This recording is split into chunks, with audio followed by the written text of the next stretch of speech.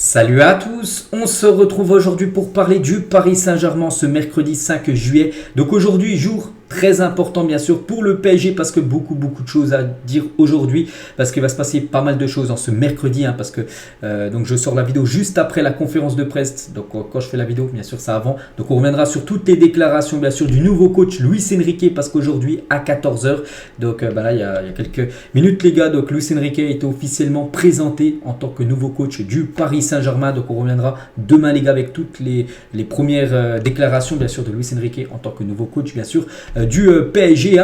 Et aujourd'hui, il fait la une du journal Équipe au pied de la montagne. Luis Enrique, nouveau coach du PSG. Donc Enrique, successeur de Galtier sur le banc parisien, est présenté officiellement aujourd'hui. L'Espagnol a déjà plusieurs dossiers chauds à régler. On va revenir bien sûr sur tout ça. Donc tout d'abord, on lui souhaite la bienvenue bien sûr à Luis Enrique. Et rapidement les gars, concernant la composition de son staff, donc il y aura Unzué, un analyste vidéo, Paul qui sera le préparateur physique, il y a aussi Valdex qui sera le psychologue sportif, et il y aura aussi des autres qui seront aussi, qui étaient déjà dans le staff de Christophe Galtier, qui resteront dans le staff de Luis Enrique pour la saison prochaine du côté de Paris.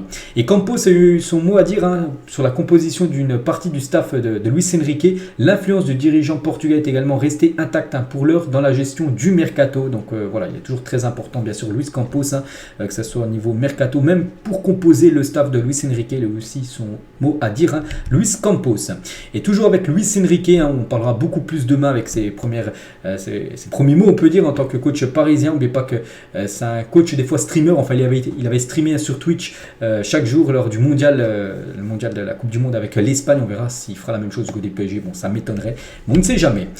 Concernant Christophe Galtier, donc le PSG du coup avec Galtier, c'est fini, donc Galtier et son adjoint Thierry Oleksiak percevront une indemnité totale de 9 jusqu'à 10 millions d'euros. Donc voilà, la Galtier et le PSG bien sûr c'est fini vu que Luis Enrique est le nouveau coach du PSG. Donc concernant Christophe Galtier, donc voilà, bon ça a été une année pas tout rose pour lui, compliqué bien sûr, heureusement qu'il y a eu quand même le championnat qui a été remporté. Maintenant on lui souhaite bonne chance bien sûr pour la suite de sa carrière d'entraîneur.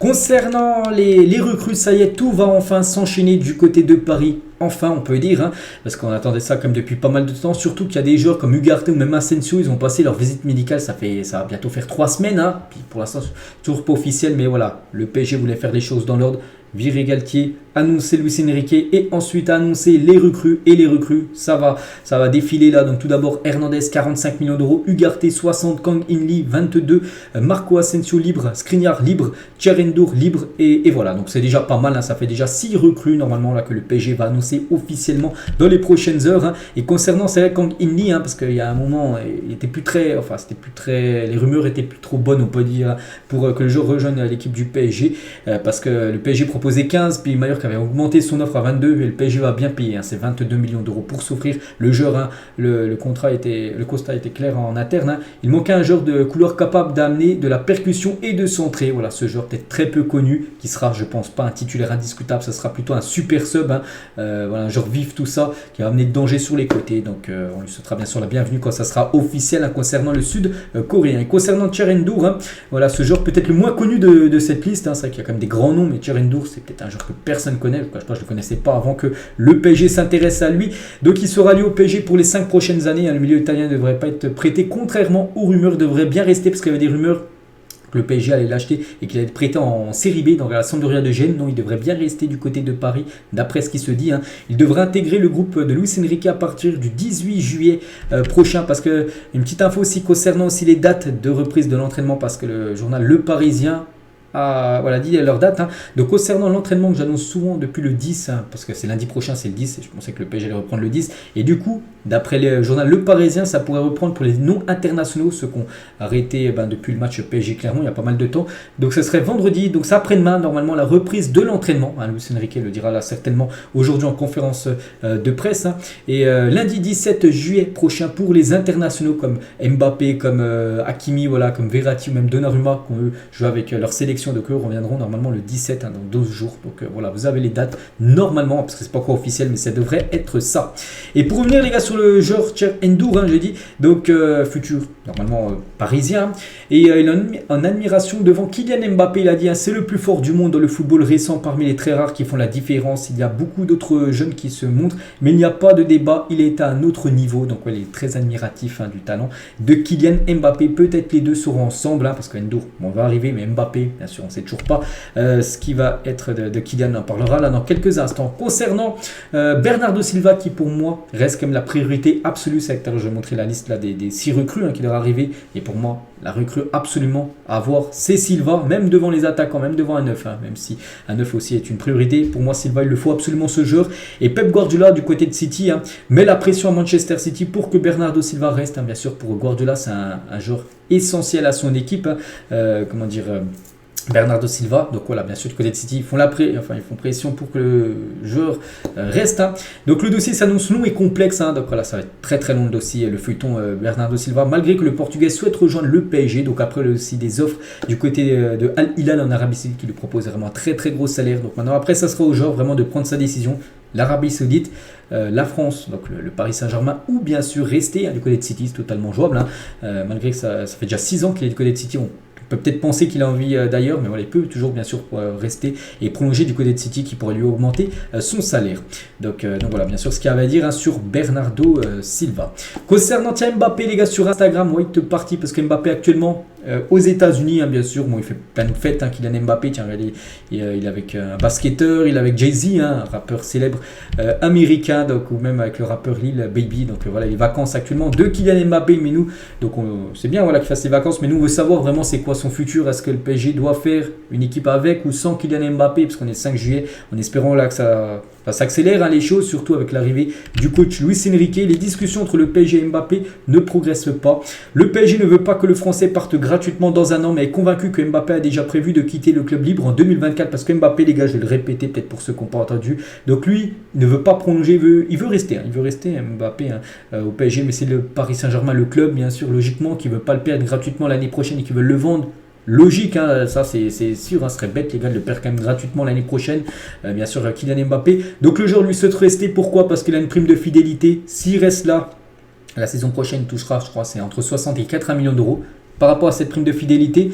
Et s'il venait à rejoindre l'année d'après, en 2024, le Real Madrid, donc libre, c'est-à-dire qu'il toucherait une prime à la signature au Real Madrid qui pourrait monter à 130 millions d'euros, ce qui ferait 130 plus, on va dire 80, plus de 200 millions d'euros qui pourrait récupérer Kylian Mbappé s'il reste un an de plus du côté du PSG, s'il quitte le club libre. Donc voilà pourquoi Mbappé, ça prend du temps, voilà pourquoi il veut rester encore à Paris pour toucher le jackpot tout simplement.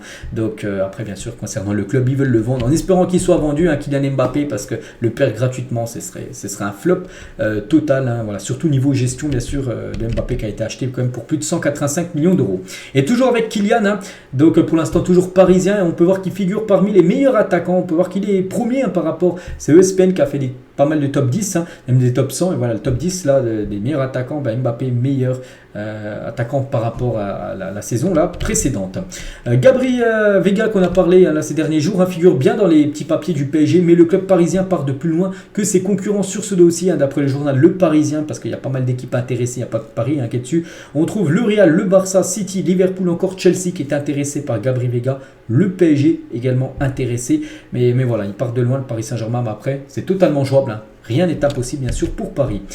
Concernant Icardi, donc Al-Shabaab propose 20 millions d'euros PSG pour Icardi, un salaire de 80 millions d'euros sur des saisons. Il peut toucher le jackpot comme Icardi.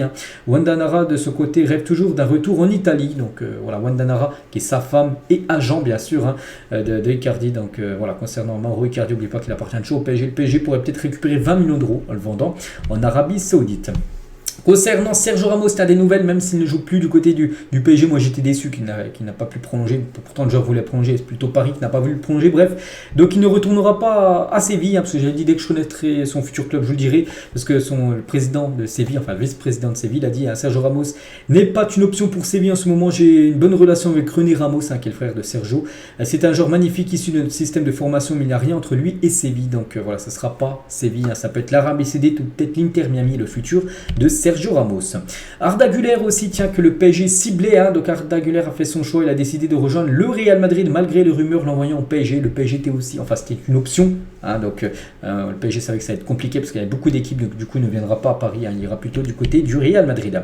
La source parisienne nous ont parlé un petit peu du nouveau centre de Poissy, donc le nouveau campus center, hein, du PSG à Poissy aura un véritable espace pour accueillir les médias, donc zone d'accueil avec écran TV, hein, un auditorium de 90 places, salle d'interview de studio TV, hein, une zone de travail vitrée avec vue sur les terrains, des professionnels avec terrasse, hein, vraiment c'est du truc dernier cri, hein, vraiment c'est magnifique, hein. Et à l'extérieur, le plateau professionnel du campus PSG habitera 3 terrains d'entraînement connectés, une zone dédiée pour les gardiens de but, voilà tout ce qu'il y aura, vestiaire et salle de vie commune, hein, un espace médical confidentiel, un coin restauration, une zone dédiée au confort du staff et encore plein d'autres choses, hein. Vraiment il va être sublime, hein. Ce nouveau centre où s'entraîneront bien sûr les joueurs là, du PSG normalement dès après demain. Et on finit les gars avec bien sûr cette conférence de presse, hein, qui vient de se finir. Moi je vais la regarder, on en reparlera bien sûr demain dans le prochain épisode. Donc qu'est-ce que vous en avez pensé, voilà, de cette conférence de presse, hein, du nouveau coach normalement, hein, parce que ça devrait être normalement la conférence de presse pour annoncer Luis Enrique. Donc n'hésitez pas à mettre tout ça en commentaire, puis nous on se retrouve bien sûr demain pour parler de tout ça. Et moi je vous souhaite une bonne journée et on se retrouve bien sûr demain.